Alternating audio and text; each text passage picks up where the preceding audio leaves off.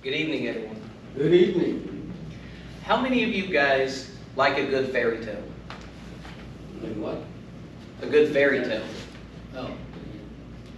Well, how many of you guys have heard about the story of Cinderella? I see a few of you. Well, what would I tell you? To every good fairy tale, there's just a little bit of truth, an ounce of truth. And I would say that Cinderella is based on a true story. But it doesn't happen in a castle. And there's no magic carriage or fairies or little mouse that likes to tell you what to do. This story actually starts in a grocery store. Now, what is now known as IGA was then known as a pick and pack. And my grandma, she was recently divorced. She got married when she was 16 to a man named Roger Fields. She stayed married to that man for about 15 years until she couldn't handle it anymore. And then she became a single mother. And she worked 3 jobs to maintain her household, her lifestyle, and her children's future. Now, my grandpa, Roger Branham, he was a Vietnam veteran. He was also a coal miner. He did that for about 40 years. And if you could imagine, that takes a little bit of a toll on your health. Now, most people didn't know him as Roger Branham. He had quite an interesting nickname, and I always hoped it was by a Vietnam story. Unfortunately, it was not, but it was Possum. And that's what most of the people in his life knew him as Poss or Possum. Now, Possum every week would take his mother to the grocery store to trade. It's what some people call shopping in another part of the world. And every time that he went in there, he saw this beautiful woman sitting there bringing up his groceries. And he couldn't help but stop and look at her and then make sure he went down that line. There could have been one person in front of him over here and 7 over in her line. But he would wait every time so he could have the opportunity to speak to Marcella. And as time goes on, he's very bashful. And he starts trying to get up the nerve. But about the time that he gets up the nerve to ask her, she vanishes. And much like the story of Cinderella, Cinderella goes through many tribulations and is held down, in this case, not by evil sisters, but just the circumstances that she's been given. And she meets her prince, and she finally sees him. But as we know in the story, that gets ripped away. And for about 5 more years, he wouldn't find her. He went to all the honky-tonks, the bars, and everywhere else in between trying to find her. He found himself talking to the town drunk and said, "Hey, she's up here." And one time, he decided to listen. She hadn't been there in 2 weeks. Where did he get this information? And then the next time he said something, he was like, "I'm not listening to you. I already learned my lesson the first time. Never listen to a drunk."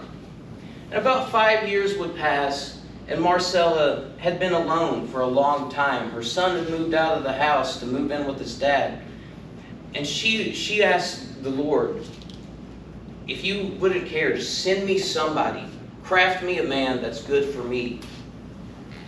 So she goes to her sister, and her sister fasts for 5 days to find her a man, to tell her who this man is. And her sister, she's fast, and she comes to her with a message. And she says, "Look to the Songs of Solomon for your answer." And then she looked at her like, "Ha! What?" Because those songs talk about her first love. Her first love, Roger. So that kind of scared her a little bit. She's like, "I can't get married back to that man. She's already been married to him twice."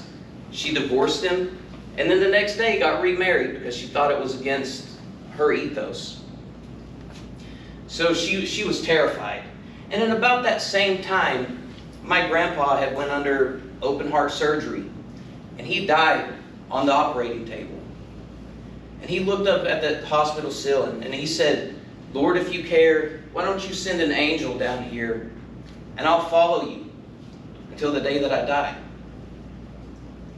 And a few years would pass from that point. And she decided one day, she had this old beat up Medea Mobile Buick, and her favorite tape was stuck. It was an album by T.D. Jakes, and if you haven't heard of it, I hadn't heard of it either, so maybe you can look it up when you get home. But she has decided, today, I'm going to go and wash my car. So she goes and pulls into the car wash, and she's like, man, I really wish I could get this tape out. Maybe I can find what she would call a teeny bopper that knows about these kinds of things to get it out. And just lo and behold, she sees a bright blue Camaro pulling in. She's like, that has to be a teeny bopper. I'm going to get him. And then she walks over. She hasn't started her stuff yet. And then she thinks it's a man named Jack Jr., which is my grandpa's brother. They look very similar. And she's like, hey, Jack, can you help me out a little bit? She's like, and then he looks over, and he's already put a whole roll of quarters in that thing. And he says, I'm not Jack. And then his eyes deceived him. That beautiful woman from the grocery store had finally reappeared in his life. And he sat there and he spoke to her for at least 45 minutes, sitting there with that sprayer just like this right here, with eyes locked on nothing but her.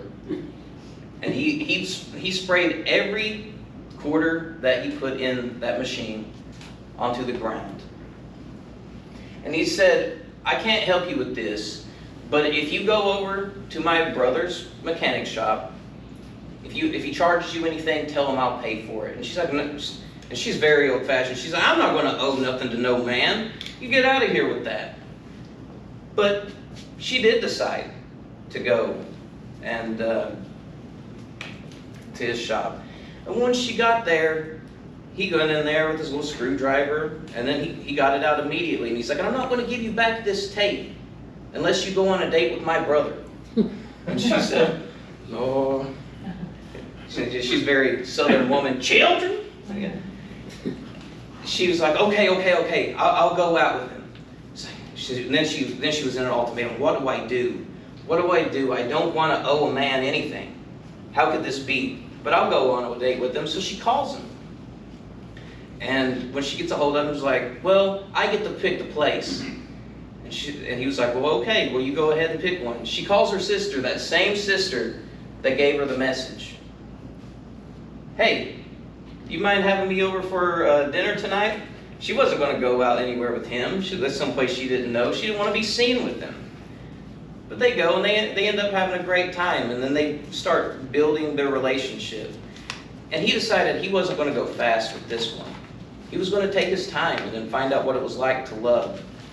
And he didn't even kiss her for about 3 months. But the one day that he did, he takes her to a walking track. They're walking, and then he looks at her, and he said, ain't nobody else around. And she said, yeah? And then he walks closer, and closer. He gives her a little pick on the cheek, you know. So smooth.